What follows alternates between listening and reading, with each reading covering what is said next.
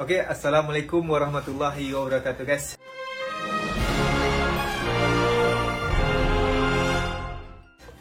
Selamat malam. Sekarang saya bertemu dengan Bang Didi. Siap. Gimana kabarnya? Alhamdulillah sehat. Alhamdulillah sehat. Istri sendiri gimana nih? Alhamdulillah sehat, Bang. Jadi Abang Didi ini sudah lama tinggal di Jepang ya, Bang? Iya lah, 5 tahun lah, 5 tahun lebih ya. 5 tahun. Jalan 6 tahun. Jadi saya di sini ingin interview Bang Didi lah. Karena kedepannya saya pengen di sini pengen agak lama dan berkeluarga. Wis. Karena Didi di sini sudah berkeluarga, ya Bang? Iya, ya, alhamdulillah. Udah punya anak satu. Alhamdulillah sudah punya anak satu. Gimana tadi? Pengen berkeluarga? Iya. Pasangannya kan? Gitu. Disiapkan dulu. Disiapkan dulu ya, Sat. Ditanya-tanya dulu pas nanti ketemu pasangannya nggak bingung jadi kan sudah tahu langkahnya gitu. Siap, siap. Jadi Bang Didi ini sama tinggalnya dengan saya, Bang? Iya, benar. Kita tinggal di Osaka. Di Osaka. Osaka ya. Dan juga Gusri juga ini udah lama juga sebenarnya. Iya ya. Udah berapa tahun? Sudah 3 tahun. 3 tahun. 3 tahun. Pengen lanjut 10 tahun. Amin. Semoga. Kita doain ya. Iya. Oke. Dan saya ingin wawancara Bang Didi. Kan sudah berkeluarga ini kan? Iya, betul. Pas sini kan masih bujangan ini kan? Bujangan ya, betul. Bujangan ya. Benar, dulu bujangan ya langsung. Bang Didi ke Jepangnya pakai visa apa dulu? Dulu masih toko Tekatsudo. Jadi bisa khusus ya untuk yang bekerja di sini untuk tenaga medis ya, dulu program G2G ya. Adanya untuk keberangkatan perawat itu ke Jepang itu dengan menggunakan toko Tekatsudo visanya. Jadi nggak ada visa untuk medis ya, karena kita statusnya belum lulus untuk ujian sini gitu. Jadi ada visa khusus kayak gitu. Pada saat itu kan pakai visa itu nggak bisa buat keluarga gitu. Nggak bisa. Oh. Menikah boleh asal tidak ketahuan sama perusahaan. Gitu. Dan tidak boleh bawa keluarga, tidak boleh bawa istri, ya sebagai ini pekerja. Yeah. Yang udah menikah ya boleh gitu, cuman untuk mengajak keluarganya untuk sini nggak bisa. Jadi sudah berapa lama gitu di visa itu? Habis itu tukar visa gitu kan? Iya betul. Nah itu gimana tukar visanya? Dulu kan namanya di Jepang itu ya ada ujian negara ya. Ujian negara. Iya. Nah ujian negara itu setelah kita lulus baru bisa, ganti visa. Nah, kalau belum lulus ya nggak bisa, dan ada kemungkinan kita dipulangkan. Nah, ketika kita tidak mengikuti ujian lulus, kita bisa bebas panggil keluarga dan bisa tinggal bareng di sini. Oh, berapa lama itu Bang dari visa pertama ke visa kedua itu berapa lama jaraknya? 3 tahun. 3 tahun. Lama juga ya. Cepat itu Bang. Saya sudah 3 tahun di sini belum dapat. Ya. Jadi kalau LDR itu ya terasa lama banget. Nah, ketika udah lulus bisa, semuanya udah bisa tercapai ya. Alhamdulillah sekarang udah bisa bareng gitu. Iya, yang LDR ini yang bareng sekarang. Iya dong. Oh, iya. Karena itu harus diperjuangkan. Asik. Gitu. Terus apa lagi ya pertanyaannya? Karena tadi kita sudah banyak bicara. Iya, jadi banyak bicara tadi. nggak ada lagi. Lupa saya mau pertanyaan apa lagi. Saya tanya dulu. Jadi wilayah asal usul lagi. ya, Abang dari mana? Di Indonesianya? Di Lubuk Linggau. Lu tinggal di Sumsel, Sumsel, Sumatera Selatan ya. Palembang ya? Ya, kalau orang tahunya Palembang gitu ya. Cuman saya perbatasan antara Bengkulu dan Jambi. Bengkulu di Jambi. Iya. Oh, saya di Jambi. Di Jambi. Nah, kan dekat kan perbatasan gitu ya. Sesama anak Sumatera. Iya. Berarti bahasanya pakai nyo juga. Enggak gitu Iya. ya. Ada O juga, nah Kemano masih ada. Ada. Masih ada. Jadi mungkin Yang ada beberapa Melayu. bahasa yang sama kan ya? Iya. Kemana? Ya. Itu. Karena kita nggak terlalu jauh ya. Sumatera ya tetap aja Melayu semuanya ya. Yang paling beda bahasa mana? Aceh. Enggak. Aceh. Enggak Aceh juga. sama Lampung kayaknya ya. Kan Lampung. Karena Jawa. berdekatan dengan Pulau Jawa, jadi Iya. dia banyak Jawa dan sedikit ke Jakarta. Banyak perantau Jawa sih. Iya benar. Kalau bisa Jambi, emang asli Jambi atau gimana? Saya asli Padang. Asli Padang. Saya berantau ke Jambi. Merantau itu dalam artian setelah selesai sekolah merantau atau gimana? Dalam tamat SD kan, Mm-mm. nah, itu saya ngikut kakak ke Jambi. Oh emang dari SD berarti ya? Iya. Dari SD merantau ke Jambi. Jambi. Iya. Dari SMP SMA berarti ya. Mana aja 6 tahun. Iya. Terus itu nanti bang di podcast abang aja. Oh iya betul. Iya. Iya jadi aku yang nanya. Iya, biar saya Iya, aja. iya. Nanti kan bisa dipotong Iya, sedikit. iya. Saya pengen penasaran tuh tentang keluarga di sini gitu kan. Iya siap. Sekarang sudah keluarga. Iya. Dulu abang nikahnya pas di Jepang apa di Indonesia? Nikahnya posisi di Indonesia. Di sini. Cuman nikahnya tuh di Indonesia. Maksudnya pisahnya masih di sini. Nah, Cuti balik nikah di Indonesia. Cuti dulu. Jadi tahun kedua kita tuh boleh cuti. tahun kedua. Boleh cuti pulang ke Indonesia, tapi tidak dengan alasan menikah.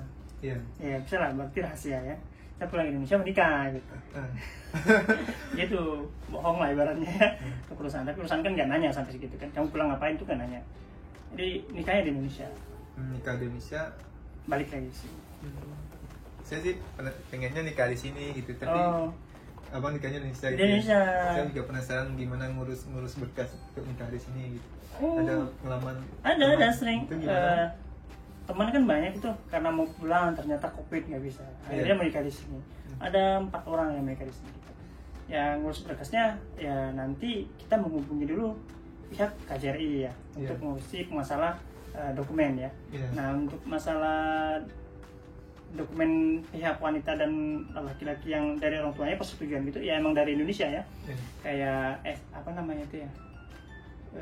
SP ya, apa ya, SK? Surat keputusan? Nggak tahu, pokoknya dia itu ada ngurus-ngurus berkas di Indonesia nanti bahwa orang ini emang benar lajang, bahwa anak gadis ini emang benar-benar gadis gitu ya. Keterangan dari lurah, dari KUA-nya, dan memberi izin untuk nikah di Jepang gitu. Pas sudah diberi izin, habis itu kita nikahnya di mana? Nikahnya bebas kita yang nentuin. Kita, aku pengen nikah di Masjid Kobe, saya pengen menikah di Masjid Ibaraki gitu. Itu surat nikahnya gimana? Nanti di sana ditulis. Makanya dari sebelum mengajukan surat itu kita pengen ini rencanakan dulu pernikahannya di mana gitu. Oh, berarti surat Indonesianya dikirim dari Indonesia apa buat di KJRI? Di KJRI itu cuma berkas-berkas yang di sini aja bahwa benar menikah di sini gitu. Nah, kalau yang berkas-berkas itu diserahkan untuk ke KJRI gitu untuk pembuatan surat menikah gitu sebenarnya. Berarti di KJRI ini sudah ada di ada berkas kita nanti kalau kita kirim ke KJRI seperti itu. Ngomong-ngomong untuk biaya nikah di sini cari teman-temannya berapa itu? Kecil nggak besar katanya. Ya masalah dokumentasi kan ya. Ya kan kalau masalah dokumentasi di Jepang itu gratis ya, nggak boleh bayar kan ya. Karena ada unsur KKN nanti. Jadi Jepang nggak bisa seperti itu. Terus untuk ya masalah ustadz biasanya. Kan kalau menikahnya di Masjid Kobe seikhlasnya. Oh iya. Jadi kata imam di masjid itu seikhlasnya itu. Ya seikhlasnya kita palingnya ya 1 mang 2 mang ya. Ya 1 juta 2 juta diamplopin pasti di masjid kan. Itu juga nggak kasih koran. Kotak infak. Jadi menikah kita masukin kotak infak, udah gitu. Itu aja biayanya. Nah, terus untuk masalah makan. Kalau makan biasanya di pihak masjid itu menyediakan. Mau ikut catering saya enggak? Ditawarin. Berapa orang? 30. Kalau makan sama saya satu kotaknya 800 katanya. Jadi kalikan aja minumnya gitu. Jadi sebenarnya nggak besar-besar amat. Terus masalah mahar ya itu masalah pribadi antara cewek dan cowok sih. Pengen ceweknya minta berapa gitu kan? Berarti kan cowok harus penuhi kan. Nah itu biasanya udah ada banyak sekarang di Jepang itu jasa-jasa pembuatan hantaran gitu ya. Mahar gitu udah banyak. Terus untuk fotografernya siapa, videografinya siapa itu malah bebas. Teman-teman biasanya kan banyak yang tukang foto kan. Iya. Minta tolong gitu. Iya gitu. Kalau saya dulu gitu. Kalau ngatur teman-teman kan, karena sempat saya jadi ibaratnya itu ketua koordinasi lah gitu ya, ketua lapangan lah. Saya ngatur semuanya, nanti gerak gitu kan ya. Jadi saya tahu jalur-jalurnya. Gitu. Jadi kalau masalah kopi sekarang, ya nanti kita harus stay protokol kesehatannya. Jadi 1 orang standby di depan, menyediakan apanya seperti itu. Dan untuk bagian konsumsi karena tadi udah diatur oleh pihak masjid, jadi nggak perlu lagi. Dan masalah selanjutnya itu ya mungkin acara. Nah setelah menikah kan kita punya acara sendiri tuh, ada di ruangan. Nah di ruangan itu kita bisa bahas pengen ada tukar cincin, pengen ada foto-fotonya, sesi foto-fotonya. Itu kita yang ngatur. karena pihak masjid nggak tahu menahu, itu urusan kita beda lagi. Oh. Nah, jadi di sana kita tukar cincin, asal apa, ada yang pengen foto-foto bareng di sana. Oh. Itu acaranya atur sendiri. Yang wajibnya itu nikah itu. Nikah ya? di sana masjid itu cuma nikah doang gitu. Tapi mereka kasih waktu 1 jam sampai 1 jam kalau nggak salah. 1 jam 1,5 jam untuk mereka waktu bebas di ruangan itu sama pengunjungnya atau yang menghadiri. Kalau nikah di Jepang dari nyusun berkas sampai nikah jadi itu berapa lama paling lama? Ya tergantung ini ya, cepatnya enggaknya kita ngurus, dan juga koordinasi dengan KUA yang di Indonesia ya, bahwa surat anak saya udah dikeluarin belum gitu, salin dari cewek udah dikeluarin belum gitu. Namanya numpang nikah di Jepang gitu ada. Bahkan orang menikah tuh nggak sembarang ya, pengen tahu Gusri itu benar-benar jomblo atau enggak, itu kan ada suratnya ya, pemberitahuan bahwa Gusri itu yang benar-benar jomblo, tidak ada status apa ya, perjaka gitu kan harus ada dari pemerintah setempat. Kayak di Jambi berarti di Jambi gitu. Yang cewek di mana, dari mana? Bandung, mungkin dari Bandung minta. Kok tahu dari Bandung? Ya kan dari Bandung. Berarti ada ini, kalau cowok tuh kalau ada yang dikejar ya. Oh, jadi setelah nikah gitu kan. Berarti sekarang bisa bawa keluarga. Bisa bawa keluarga. Jadi sekarang istri ngambil bisa apa bertiga? Iya, jadi ini apa ya, dependen ya. Ya bisa dependen. Jadi Kazuku Taizai kalau bahasa Jepangnya, jadi dia ngikut visa saya. Misalnya kalau visa saya 3 tahun gitu. Kalau visa saya 6 tahun 6 tahun gitu. Itu ngurus visa independen tuh gimana? Independen. Ngurus visa dependen ya gampang. Datang ke imigrasi, tunjukin surat nikah dan KTP sini, bawa dia istri saya, udah. Gampang isi berkas. 2 minggu selanjutnya datang. Visa anak juga sama. Anak baru lahir, saya ngelapor bawain anak saya. Oh, berarti sudah punya anak sekarang? Udah dong. Oh, mantap. Selamat lah. Ayo Bur. Cewek cowok? Cewek. Alhamdulillah cewek ya. Iya. Aiko. Iya, namanya Aiko ya. Instagramnya nanti sini. Nah, Ria sekarang punya Instagram. Iya. Ini Iya. seleb. Yang kids. Iya. Kids. 9 bulan ya, Mas? 9 bulan, karena lahir di bulan 4. Kalau proses pelahiran tuh gimana, Mas? Pelahiran, nah inilah enaknya menikah atau berkeluarga, punya keluarga di Jepang itu karena terjamin dalam artian bukan masalah uang, kesehatan juga, tapi hal lainnya itu diurus ya. Seperti contoh dari proses istri hamil, mengandung itu kita tuh udah dapat namanya perlindungan. Hokeng. Ya hokengnya, hokeng anaknya, hokeng dalam masih itunya. Jadi kita dapat narinan bosi techo yang buku melahirkan itu. Nah untuk pembayaran, kan karena melahirkan itu kan tidak termasuk dalam hokeng ya. Yeah. Asuransi kesehatan itu nggak masuk tuh. Jadi harus punya asuransi sendiri. Nah karena kita nggak punya, dari pemerintah kita dapat kupon lah. Jadi kupon setebal ini ya. Kalau mau berobat, robek kuponnya. Oh? Nggak bayar. Iya. Terus ke rumah sakit, wah biaya yang gede, robek kupon, bayar. Udah. Itu kan bukannya orang Jepang, orang asing nggak dapat itu? Orang asing, semua yang bayar pajak dapat. Jadi kita kan orang asing yang bayar pajak, jadi wajib dapat. Itu layanannya. Dan setelah melahirkan, proses melahirkan itu kan biayanya mahal banget. Kalau lahirannya di klinik ya kisaran 40-50 juta. Dan kalau lahirnya di rumah sakit itu 60 sampai 80 juta itu. Lahiran kan ya. Itu ditanggung oleh pemerintah itu kira-kira 50 juta. Ya. Itu udah ditanggung kita. Jadi lahir di rumah sakit itu udah aman gitu ya. Cuman kita siapin kisaran 10 juta lah untuk pegangan, dan misal ada biaya lebihnya gitu kita harus bayar pribadi gitu. Dalam artian gini, pemerintah sanggup bayar 50 juta. Kita semua orang bukan sanggup, ini udah seluruh Jepang ya. 42,5 ma itu untuk yang melahirkan satu anak. Itu udah wajib nerima itu. Nah, misalkan biaya rumah sakitnya 50 mah, berarti tinggal bayar sisanya. Kalau kurang bonus kita. Kalau rumah sakitnya murah, masuk ke kantong kita. Gitu, benar. Apalagi yang di daerah-daerah gitu ya, biaya rumah sakit mungkin agak, kalau di klinik kan nggak terlalu besar gitu ya. Itu ada yang balik, teman ada yang balik sampai 4 mah, 5 mah, balik lagi, bukan yang bayar malah dapat uang gitu, ada. Tapi kalau di Osaka kayaknya susah. mahal. Mahal biasanya. Ya 60 sampai 80 lah ya. Jadi kita kisaran nambah tuh, kalau aku dulu nambah 7 sampai 8. Kalau nikah itu juga dibayarin nggak? Om? Kalau nikah katanya orang Jepang dibayarin sekarang. Kalau- Nah, kalau info itu saya kurang tahu nih. Hmm. Karena katanya gara-gara penduduk Jepang itu menurun, jadi disuruh menikah gitu. Dan pemerintah pengen bayarin kalau ada yang nikah gitu ya. Ada sih. Cuman untuk orang asing saya belum tahu. Kalau orang Jepang katanya ada. Kurang asing belum tahu ya. Iya. Oh, nggak ada ya. Enggak ada ya. Benar-benar. Nah terus, misal istrimu udah punya pisah nih, kamu ajak sini. Ternyata pengen lahiran di Indonesia. Nah, Kan biaya lahirin di Indonesia 1 juta 2 juta. iya. Kamu dapat 40 doang bang.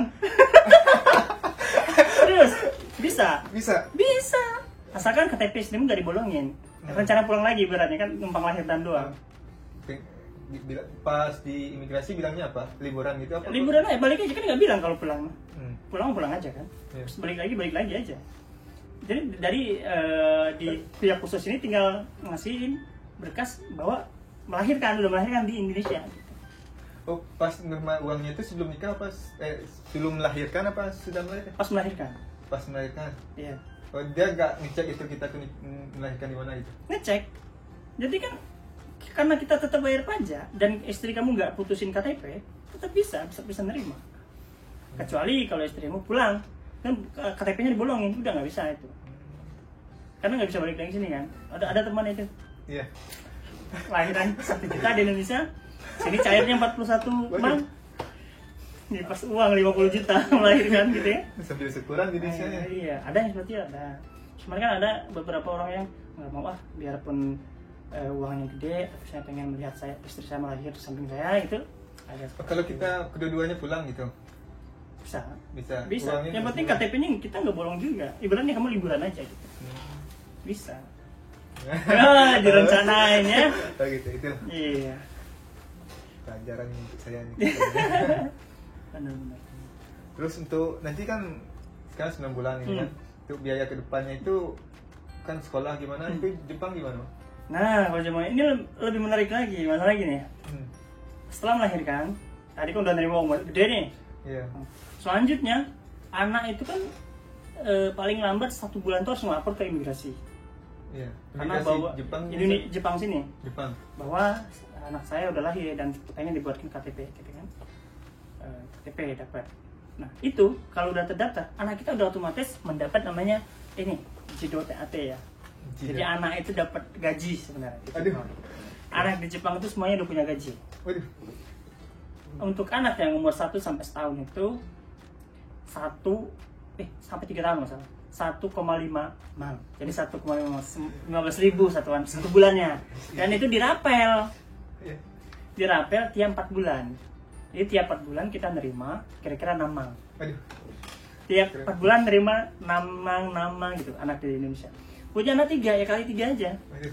18 mal. Apalagi nanti dari perusahaan kan ada juga TAT untuk Iya, anak dari ya? perusahaan ada. Istri juga ada. Gitu. Ya banyak anak, banyak rezeki kalau di Jepang. Benar kalau di Jepang ya, tapi kalau di Indonesia sengsara kayaknya. Banyak anak nggak makan kita karena harus bagi-bagi ya. Tapi kalau di Jepang benar, kalau bagi orang asing ya, karena kebutuhan kita beda kan dengan kebutuhan orang Jepang ya. Kalau kebutuhan orang Jepang kan dia ya anak segini pengen di sekolahin ya gimana-mana. Kalau kita kan nggak muluk-muluk ya. Iya. Anak makan kita gitu kan ya. Dan juga kalau dia mau sekolah ya kita mikir juga kan kalau sekolah sini susah gitu. Maksudnya kalau bahasa ya nanti kita pisahin ya, kalau anak mending sekolahnya di Indonesia atau enggak sekolah rakyat Indonesia yang ada di Tokyo gitu. Benar, kalau banyak anak banyak rezeki. Makanya bertanya Oke. banyak. Semoga aja. Oh gitu ya lebih Iya. gitu ya Mas. Iya. Jadi kita apa ya? Punya anak itu ya nggak beban menurutku. Karena udah ada yang bayarin gitu. Rencana berapa anak? Berapa ya? Ya kalau bisa banyak. Ya kalau bisa sih semuanya lahir di Jepang lah. Karena biar nggak ada rasa iri lah ya. Kalau udah gede nanti kan. Iya. Masalahnya kan, wah kakak lahir di Osaka sini. Masa lahir di Palembang ya kan jangan tuh kan. Jadi mending kalau sebelum pulang tuh mending lahir di sini semua dulu. Gitu. Iya. Oh rencana ke depan berapa tahun lagi nih? Ada rencana setelah pengen cuti dulu sebenarnya. Setelah cuti balik ya lanjut. ya situasi dulu Iya. ya. Karena kan pengen pulang dulu rencananya. Karena kalau anak kecil ataupun usia hamil naik pesawat itu kan agak riskan ya. Mending setelah semuanya aman, baru. Tadi kata Bang Deddy pas setelah lahir 1 bulan ya harus lapor ke Ya, imigrasi. imigrasi. Kalau nikah di Indonesia itu umur 1 bulan boleh naik pesawat itu? Apa? Belum, kayaknya 2 bulan lah, 2 bulan 3 bulan boleh naik pesawat. Ya, Terus siapa yang laporin gitu kalau kita keduanya di Indonesia? ya kalau anak laporin maksudnya, ya suami yang di sini, suami harus pulang. Oh duluan pulang. Iya, harus suami pulang laporin anaknya dan ngurus juga berkas. Kalau nggak diurus kan nggak cair nanti. Iya. Tapi kalau naik pesawat itu 1 bulan mending jangan, karena di ketinggian segitu itu telinga anak itu belum kuat. Takutnya nanti di setelah besar ada masalah gangguan dalam pendengaran gitu. Ya sarannya udah setelah umur 6 bulan lah. 6 bulan. Setelah 6 bulan ya. Setelah 6 bulan bawa balik sini dibalas gitu. Atau enggak mending lahir di sini. Itu pilihan sih hidup. Pilihan masing-masing. Iya. Pengen saya gitu juga sih. Semoga aja lancar. Amin. Baiklah guys, itulah cerita kalau nanti kita nikah di Jepang, dari proses pernikahan sampai melahirkan sampai mendidik anak untuk sekolah kedepannya. Itulah cerita saya sama Bang Deddy.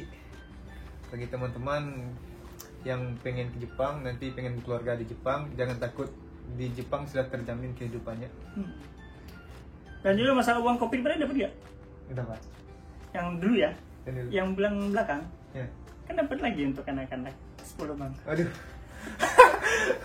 Iya, yang nggak punya nggak dapat, jomblo nggak dapat. Iya, dapat. Jadi sekitar 10 bang dapat juga. Alhamdulillah ya, kalau punya anak tuh emang rezekinya di mana gitu. Dapat masuk juga 10 bang. Pengen cepat sih. Sekarang saya umur 23. Saya 23 pengennya nikah. 25. Apa 25. bulan? 25. Aku nikah itu di mana ya? Ya 25 aku nikah. 25. Istri 23 waktu itu. Saya pengen 25. Punya anaknya di umur 28-29. Hah? 28-29. Abangnya? Iya. Sekarang 29 mas. Kenapa kita nggak langsung nikah, nggak langsung punya anak gitu? Kan tadi LDR dulu kan. Oh. LDR masa sebelum lulus itu kan nggak boleh punya anak dulu kan? Nggak boleh. Okay. Enggak, aku menikah 2018. Berarti 2 tahun ya? 2 tahun. 2 tahun. Jadi kan tahun kedua atau aku nikah. Oh, 2018 itu itunya, tunangannya. 2018 tunangan, di 2018 tuh menikah. Setelah LDR 2 tahun baru program anak. Gitu. Oke Bang, terima kasih atas sharing-sharing tentang berkeluarga di Jepang. Semoga jadi motivasi untuk saya pribadi dan untuk teman-teman. Iya, biar banyak punya anak ya. Iya. Nah banyak anak, bukan banyak uang sih, banyak rezeki ya. Banyak rezeki ya. Banyak anak banyak rezeki. Iya, bukan banyak uang. Iya, sama aja rezeki. Rezeki itu bukan hanya bentuk uang ya. Kesehatan itu juga rezeki. Iya. Bisa bernapas sekarang juga rezeki. Oke guys, terima kasih. Terima kasih Bang. Oh siap. Guys, assalamualaikum warahmatullahi wabarakatuh. Asik banget podcast ini Bang.